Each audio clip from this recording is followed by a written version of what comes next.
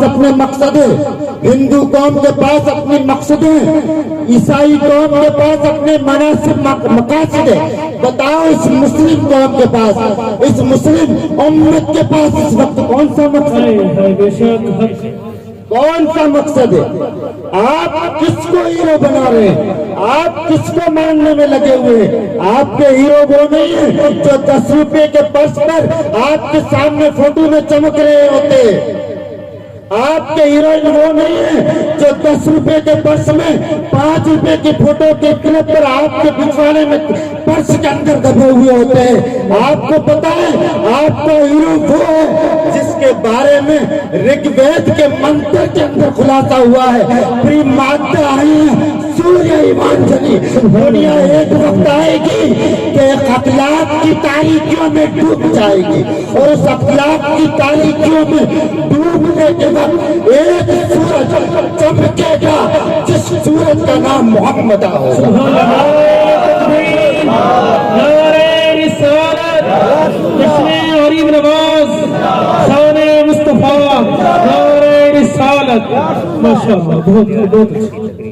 आपके हीरो ये नहीं जो पर्स में है, आपका हीरो वो है जो मदीने की सरजमी पे आराम कर रहा है।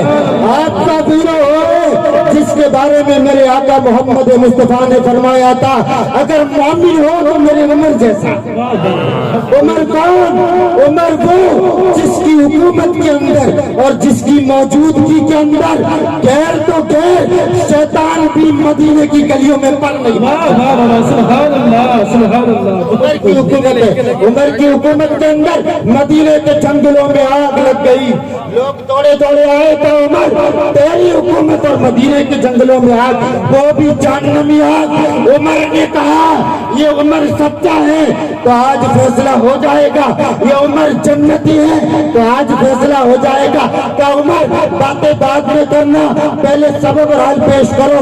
उमर ने न घर की तरफ दौड़ लगाई न मस्जिद की तरफ भागे, उमर ने फौरन अपना कुर्ता उतारा और उसको दे दिया कासिद को, कहा ये कुर्ता ले जा और मदीने के जंगलों में लगी आग के सामने ये कुर्ता लहरा देना और कह देना ये आग अगर गलत तरीके से लगी है तो ये उमर क़यामत के दिन तेरी पकड़ करेगी। सुभान अल्लाह, नारे तकबीर, नारे रिसालत, शाने सहाबा। इतना कहना था, उमर का कुर्ता लहराना था, मदीने में चारों तरफ कोई आग का नामो निशान न था, पूरा माहौल ठंडा हो गया। ये तुम्हारे हीरो है। आपने किसको हीरो बनाया है? आपने किसको हीरोइन बनाया है? आपका हीरो कोई और नहीं था, वो था जिसे दुनिया खालिद बिन वलीद और मोहम्मद मुस्तफा की ज़बान अल्लाह की तलवार की।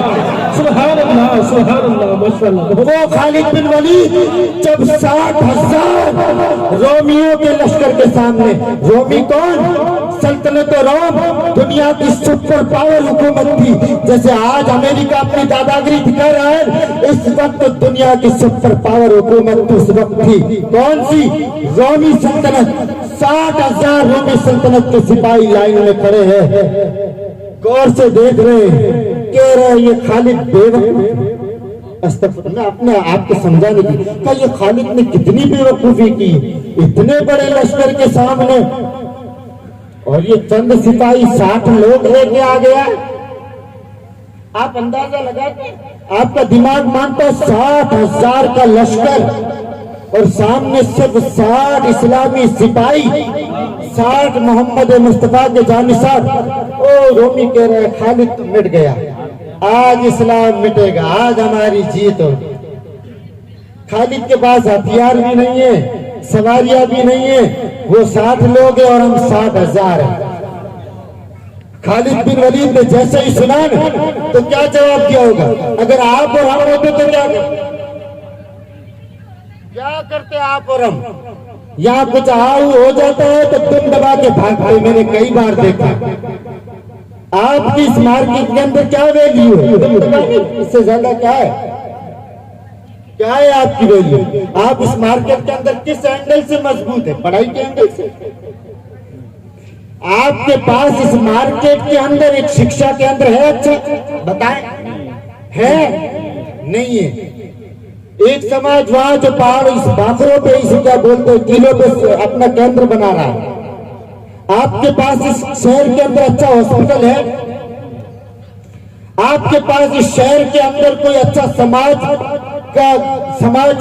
کاریالے ہے بتائیں کیا ہے آپ کے پاس کچھ نہیں ہے اگر کچھ اللہ ہو جائے تو آپ کیا کریں گے دم دبا کے بھاگیں گے ادھر خالد بن ولید کو وہ لومی للچار کر کہہ رہے خالد آج تو گیا آج تو بھی مٹے گا اسلام کو بھی مٹائے گا کہا کیسے کہا تیرے پاس کوئی ہتھیار نہیں ہے تیرے پاس فوج نہیں ہے اور ہمارے پاس 60,000 فوجی ہے اور ہر فوجی ہتھیار سے لیس ہے خالد بن ولید کا جذبہ ایمانی بولا خالد بن ولید کا جوش ایمانی بولا خالد بن ولید کا غیرت ایمانی بولا خالد بن ولید کا ولولہ ایمانی بولا امنگ ایمان خالدی بولی اے رومیوں تم ہماری تعداد اور ہمارے ہتھیار کی کمی پر مت جانا یاد رکھنا تمہارا مقابلہ اس قوم سے ہے جو قوم اپنا تن من دھن محمد عربی کے نام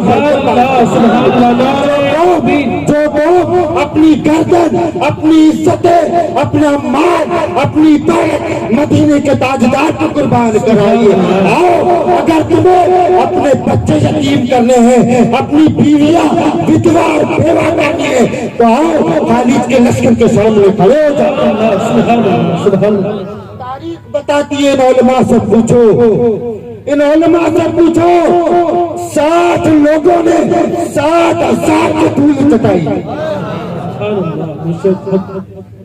60,000 کو دھول چٹائی تھی اور آج ہم کیا ہیں کس پائیدان پہ کھڑے ہیں کہاں زندگی گزار رہے ہماری اور تمہاری یہ زندگی کوئی زندگی ہے میں بات بتا رہا تھا آپ بتائیں اگر آج مولانا صاحب ابھی بردار ہے تو مولانا چاند نامہ صاحب سے آئی تو وہ تماشا ہونے نہیں دیتے آج حقیقت میں آج ہمارے جو لکھن اعمال ہے نا حقیقت میں قسم خدا کی یہ ان قوموں سے بھی بدتر ہے جس کے عذاب کا ذکر قرآن میں کیا کوئی قوم دنیا کے اندر نماز چھوڑنے سے برباد نہیں ہوئی روزہ نہ رکھنے سے برباد نہیں ہوئی اگر کوئی قوم برباد ہوئی ہے تو اخلاق کی تاریکی کی وجہ سے برباد ہوئی اگر کوئی قوم برباد ہوئی ہے تو عزت و ناموس میں ڈاکے ڈالنے کی وجہ سے برباد ہوئی ہے اگر کوئی قوم برباد ہوئی ہے تو جوا دارو افیم چرس گانجا ان جیسے نشے کرنے سے برباد ہوئی ہے ہماری قوم کے اندر پوری دنیا کے اندر 2 ارب مسلمان رہ رہے ہیں ان 2 ارب مسلمانوں کے اندر 60% نوجوان ہیں لیکن سارے کے سارے نفنسک کے زمرے میں آتے کیوں یہ چلتے پھرتے نوجوان اپنے دلوں سے عشق مصطفیٰ کا ملیدہ نکال چکے ہیں عشق مصطفیٰ کا پاور نکال چکے ہیں عشق مصطفیٰ کی طاقت نکال چکے ہیں صاحب عمر فاروق رضی اللہ تعالیٰ عنہ جب مدینے سے چل کر بیت المقدس پہنچے تھے یہی بیت المقدس حضرت جسے 58-57 ملک آزاد نہیں کرا پا رہے اسی بیت المقدس کی سرزمین پر جب عمر فاروق پہنچے تھے اپنے غلام کے ساتھ تار پہ ابو عبیدہ بن جراح کھڑے تھے اور 3 لاکھ یہودی سپاہی کتنے 3 لاکھ اور ادھر مصطفیٰ کا جانثار اکیلا اور انداز کیا تھا آپ کو بتاؤ انداز کیا تھا آج اگر میں پیر بن جاتا ہوں تو میرے اندر میں پھولا نہیں سماتا میں ہواؤں میں چلتا ہوں یہ کوئی کردار ہے میں تو سب کو کہتا ہوں محمد مصطفیٰ کے سامنے پیش پیروں کو بھی ہونا پیش فقیروں کو بھی ہونا پیش مریدوں کو بھی ہونا ہے پیش امیروں کو بھی ہونا پیش غریبوں کو بھی ہونا ہے سب کو اپنا نامہ اعمال لے کے جانا اب آپ کو دیکھنا ہے کہ آپ کے نامۂ اعمال میں محمد مصطفیٰ سے کتنی وفا ہے، اور مجھے دیکھنا ہے کہ میرے نامۂ اعمال میں مصطفیٰ سے کتنی سچی وفا موجود ہے۔ اپنی اپنی وفا کام آئے گی۔ خیر، عمر فاروق مدینے سے نکلے تھے، لوگ کہتے ہیں بیت المقدس آزاد نہیں ہو سکتا ہے۔ مجھے بہلول دانا کے وقت کی بات یاد آ رہی ہے۔ ہارون رشید بغداد کے اندر ٹہل رہا ہے، کوئی ہارون رشید سے جلنے والا دور کھڑا تھا، اس نے زور سے کہا یہ کیا بادشاہ، یہ کیا بادشاہ، اس کو تو شرم ہی نہیں ہے۔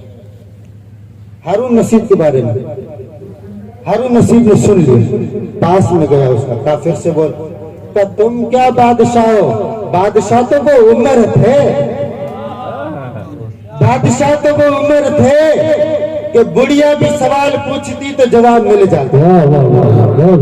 بادشاہ تو وہ عمر تھے جس کے وقت میں کتا بھی پیاسا نہیں ہوتا، بادشاہ ہے۔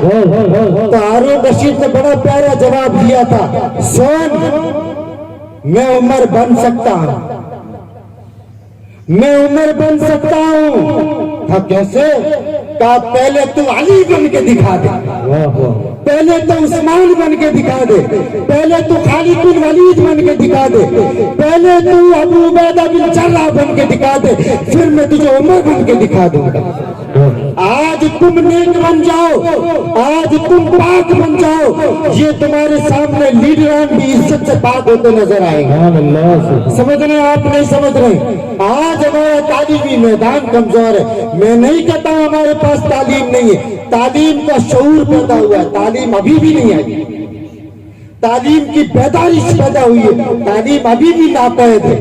ہم کون سے زمرے میں کھڑے ہیں آج؟ اس دیکھیں، خیر میں بات بتا رہا تھا، لمبی ہو جائے گی۔ عمر فاروق مدینے سے نکلے، ساتھ میں کون تھا؟ ایک غلام، اور غلام کے ساتھ فکس کر لیا، جہاں میں تھک جاؤں وہاں تو بیٹھ جانا، اور جہاں تو تھک جائے، جہاں میں تھک جاؤں وہاں اونٹ پہ میں بیٹھ جاؤں گا، جہاں تو تھک جائے وہاں تو بیٹھ جانا، اور میرا یہ بادشاہی لباس تو پہن لینا۔ کہ نہیں سرکار، گستاخی ہو جائے گی، لوگ سمجھیں گے غلام کون بادشاہ کون، بے ادبی گستاخی ہو جائے گی۔ کہ چھوڑ ان باتوں کو، ہمیں ان باتوں سے فرق نہیں پڑتا۔ کون عمر فاروق؟ وہ عمر فاروق جو 22 لاکھ مربع میل پر حکومت کرتا تھا، اور چھوٹا مدینے کی کنکری والے بستر پہ تھا۔ وہ عمر فاروق جب مدینے کی گلیوں کے اندر روم کا قاصد آیا تو ڈھونڈنے لگ گیا کہ عمر کہاں ہے، بار بار لوگوں سے پوچھ رہا ہے عمر کا محل کہاں ہے، آدھی دنیا کے بادشاہ کا محل اور گھر کہاں ہے، مجھے لے چلو، میں اپنے بادشاہ کا پیغام لے آیا ہوں۔ کسی نے ہاتھ پکڑا اور مسجد نبوی میں لے گئے، کہا کہاں ہے تمہارا بادشاہ؟ کہا ہمارا بادشاہ یہ درخت کے نیچے سویا ہے۔ وہ رومی قاصد چوک گیا، کہا یہ تمہارا بادشاہ؟ کہا ہاں یہ ہمارا بادشاہ۔ کہا یہی وہ عمر ہے جس سے دنیا کی بڑی بڑی طاقتیں کانپتی ہے؟ کہا یہ وہی عمر ہے جس سے تیرا بادشاہ بھی ڈرتا ہے اور دنیا کی بڑی بڑی سلطنتیں کانپتی ہے۔ کہا یہ وہی عمر ہے جس سے شیطان بھی ڈرتا ہے؟ کہا ہاں یہ وہی عمر ہے۔ عمر فاروق کو دیکھ کر وہ چونکا حضور کی سنت کے حساب پر دو ہاتھ نیچے رکھ کے پتھر کی اینٹ کا تکیہ بنا کر سو رہے ہیں۔ ہمیں دو پل آسانی میسر نہیں ہوتی ہے تو ہم نمازیں چھوڑ دیتے۔ آج مسجدوں میں کتنی آرائش ہے، آج کتنی مسجدوں میں سہولتیں موجود ہیں۔ وہ کسی نے کہا تھا نا، امت کو پھنسایا جا رہا ہے مذہب کے جال میں، امت کو پھنسایا جا رہا ہے مذہب کے جال میں، بھیڑیے گھوم رہے ہیں انسان کی خال میں۔ ایک صف بھی مکمل نہ ہو سکی مسجد میں، امت گھوم رہی ہے گارڈن اور مال میں۔ آج امت یہاں پڑی ہوئی ہے۔ نعرہ تکبیر، نعرہ رسالت، نعرہ رسالت، مقرر